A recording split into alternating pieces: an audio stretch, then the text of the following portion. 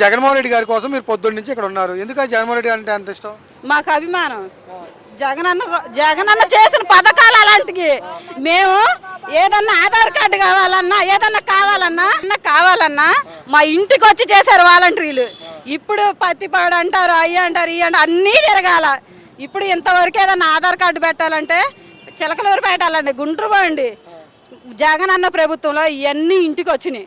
అందుకని జగనన్న అంటే మాకు అభిమానం. అది కానీ ఇప్పుడు ఆయన కూడా ఇంటింటికి వచ్చి ఇస్తామంటున్నారు కదా, పెన్షన్ కూడా ఇంటింటికి వచ్చి ఇస్తున్నారు కదా. 3 సంవత్సరాలు అయింది కండి, పెన్షన్ ఇస్తే సరిపోద్దండి. ఇప్పుడు ముసలోళ్ళు ఉంటారు, బియ్యం తెచ్చుకోలేని వాళ్ళు ఇప్పుడు రేషన్ కార్డుకి వెళ్ళాలంటే ఎట్లా వెళ్తారు మీరు చెప్పండిలే. అదే జగనన్న ప్రభుత్వంలో బండి ఇంటింటికి వచ్చి ముతకని కూడా చూడకుండా వాలంటీర్లతో సహా సర్వీస్ చేశారు. మహిళల భద్రత ఎలా ఉంది ఈ కూటమి ప్రభుత్వంలో? ఏం భద్రత? ఏదన్నా జగనన్న గురించి 2 ముక్కలు మాట్లాడితే రాలగొడతారు. అది జగనన్న పేరు ఎత్తితేనే మహిళలని కూడా చూడకుండా కొడతారు. పోలీస్ స్టేషన్కి పోతే పట్టించుకోరండి. నాకు జరిగింది అది, ఒకళ్ళ విషయం కాదు, నాకు జరిగింది ఈ కూటమి ప్రభుత్వం వచ్చినాక. అది ఇప్పుడు మీకేం భద్రత లేదంటున్నారు పవన్ కళ్యాణ్ గారు.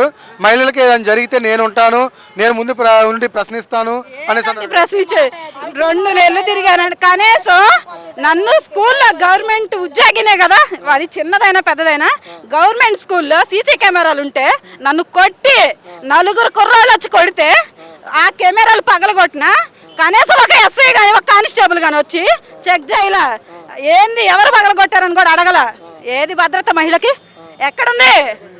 స్టేషన్కి వెళ్ళి సార్ ఇటు జరిగింది సార్ అంటే ఎందుకమ్మా, ఎందుకు వచ్చిందమ్మా అని కేసు రాసి ఆడ పడేశారు. అది ఎంత తిరిగానంటే అంత నరకం చూసామండి మీ కూటమి ప్రభుత్వంలో.